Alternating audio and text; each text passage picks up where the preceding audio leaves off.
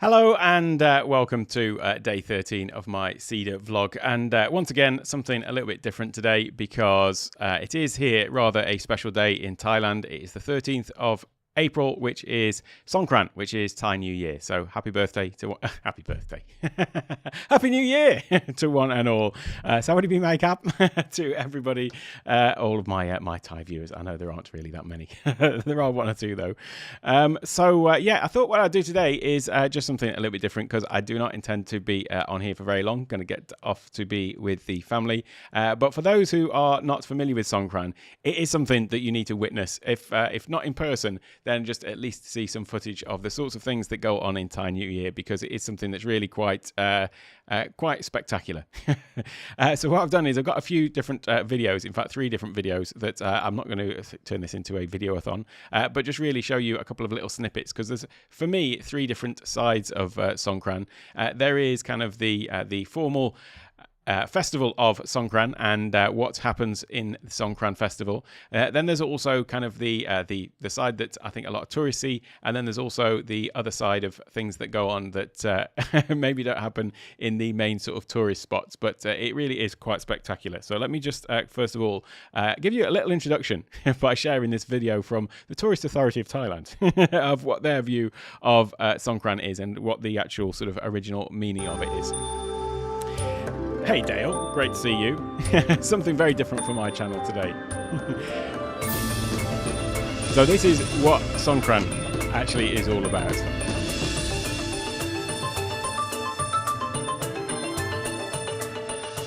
The Songkran festival is a tradition that has water as the main focus of happiness for the celebration of the new year, in which the people of Thailand have continually observed for centuries. The word Songkran comes from the Sanskrit language and means the passing or movement of the sun into a new astrological cycle. However, usually it is the time that the sun will enter Aries in April that is also the new year of the Thai people. Just a bit of background for you here. On Songkran Day, all Thais will make merit by giving alms to Buddhist monks in the early morning, bathing of Buddha images, pour water onto the hands of the elderly or those who we have much respect for, and to receive their blessing of prosperity. Following this, young girls will throw water at each other. Besides this, the Songkran tradition also has other forms of merit-making, such as the building of sand jedis, releasing of birds and fish, or paying homage to ancestors. So that is a little bit of background as to the traditions of Songkran, and there was a little part in there where it said after the people have been to the temple and things like that. There was a little thing in there that said young girls may throw water on one another. Well, actually, it's not. It's a nationwide water fight. That is actually the culmination of Songkran.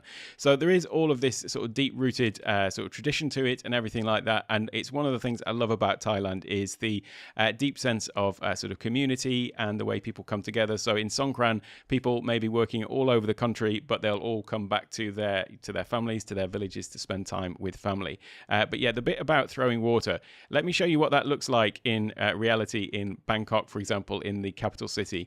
What I'm going to show you now is basically one of the main streets in Bangkok, but it is like this throughout Bangkok. Admittedly, not in the last couple of years because of COVID, I should add. But so this is kind of like a major street in Bangkok, and this is the sort of thing that goes on.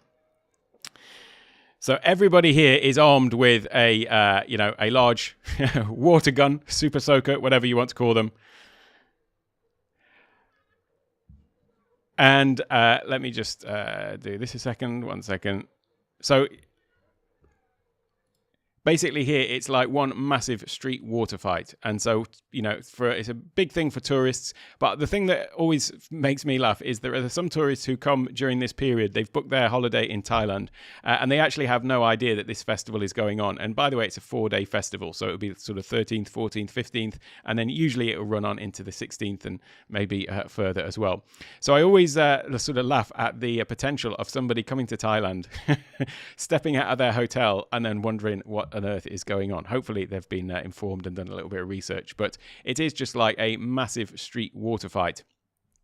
So this would be what's going on in Bangkok. But then as you get out into the provinces, it really is kind of like a nationwide event. And you could literally drive from the south all the way through Thailand to the north and all the way along, every road, even major roads, anywhere where there are sort of houses close by. There'll be people lining up the roads to throw water over passing cars. And you may think, well, that's a bit dangerous, with the cars going quite quickly. Nobody's going quickly.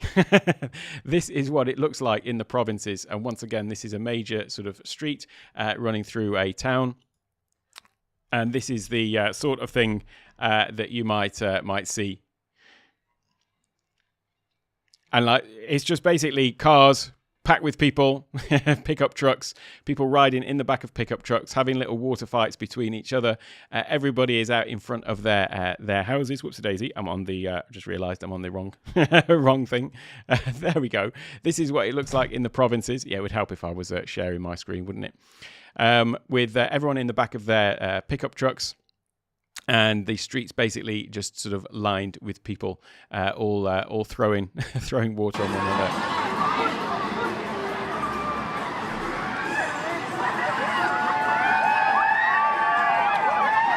And this is like going on for 3 days. So I realised I wasn't sharing my screen with that part in Bangkok. So this is the Bangkok street scenes. And this is like, as I say, just like a major street in Bangkok.